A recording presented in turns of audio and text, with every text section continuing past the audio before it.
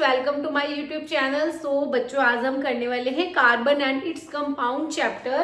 सो start करते हैं। Starting से ही आपको करा रही हूँ कार्बन, जो हमारा चैप्टर नंबर 4 है।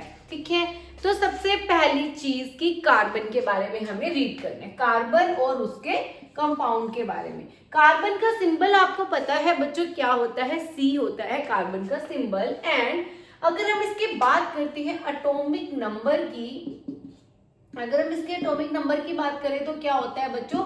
6 होता है। देखो ये सबसे बेसिक चीज है, अगर आप ये चीज समझ लोगे तो आपका पूरा चैप्टर अच्छे से हो जाएगा। बेसिक चीज की आपको पता है कि एटॉमिक नंबर के तो बहुत बेसिक है 6। उसके बाद क्या है, इसका जो इलेक्ट्रॉनिक कॉन्फ़िगरेशन आपको पता है। फर्स्ट शेल में कितने नंबर ऑफ इलेक्ट्रॉन्स आएंगे बच्चों? 2, क्योंकि मैक्सिमम 2 ही आ सकते हैं। एंड देन रिमेनिंग कितने आ रहे हैं? 4। ये हमारा होता है के शेल और ये होगा हमारा एल शेल। ठीक है, ये आपको आता है कि हमारे पास 6 इलेक्ट्रॉन है, 2 और 4 जो है वो डिस्ट्रीब्यूट हो गए। सबसे पहला क्वेश्चन ये आता है कार्बन के केस में, ये 4 है। ठीक है, एल में हमें पता है कि कितने मैक्सिमम इलेक्ट्रॉन्स आ सकते हैं बच्चों? 8 इलेक्ट्रॉन आ सकते हैं।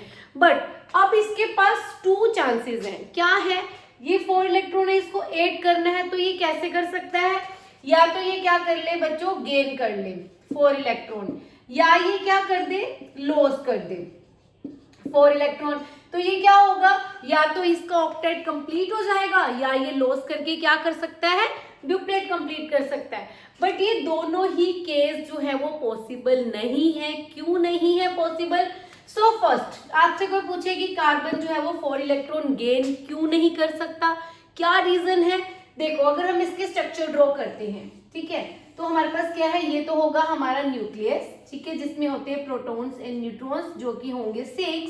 एंड अगर हम बात करते हैं हमारे फर्स्ट शेल में कितने इलेक्ट्रॉन्स होंगे? 2। एंड जो हमारा सेकंड शेल होगा उसमें कितने इलेक्ट्रॉन्स होंगे बच्चों? 4 इलेक्ट्रॉन होंगे। ये इसकी है स्ट्रक्चर, एटॉमिक स्ट्रक्चर है इसकी। अब आप देखो, ये इसके पास अगर 1 2 3 4 इलेक्ट्रॉन है। अब अगर ये 4 इलेक्ट्रॉन गेन करेगा बाहर से, किसी भी नेबर से 4 इलेक्ट्रॉन और ले लेगा, अगर इसने गेन किए तो टोटल कितने हो जाएंगे?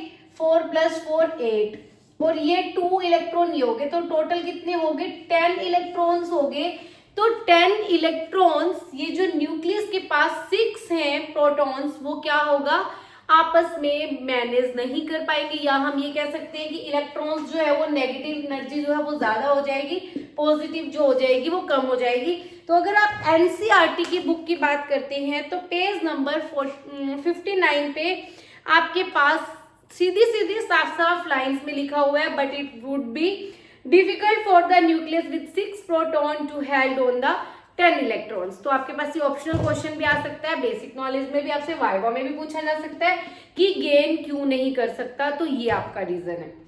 सेकेंड, चलो ठीक है, गेन तो नहीं कर सकता क्योंकि इसके पास ज्यादा इलेक्ट्रॉन हो जाएंगे और ये जो है वो प्रोटॉन को हेल्ड करना डिफिकल्ट होगा। तो ठीक है, गेन नहीं कर सकता तो लॉस तो कर ही सकता है भाई, जो चीज ले नहीं सकता दे तो सकता है, बट नहीं, ये लॉस भी नहीं कर सकता। क्यों नहीं कर सकता, क्या रीजन है?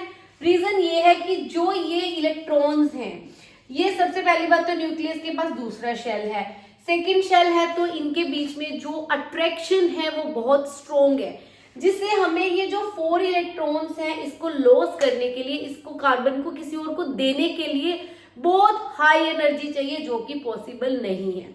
तो कार्बन दोनों ही केसेस नहीं कर सकता, ना तो ये गेन कर सकता है ना ही ये लॉस कर सकता है, कार्बन कर ही नहीं सकता। अब कार्बन ये नहीं करता तो फिर बॉन्ड कैसे बनाता है, वो चीज भी हमें देखनी पड़ेगी। तो उस केस में बच्चों आप क्लास 10th में ये पढ़ोगे कि जो कार्बन है वो बॉन्ड बनाने के लिए कौन सा बॉन्ड बनाता है?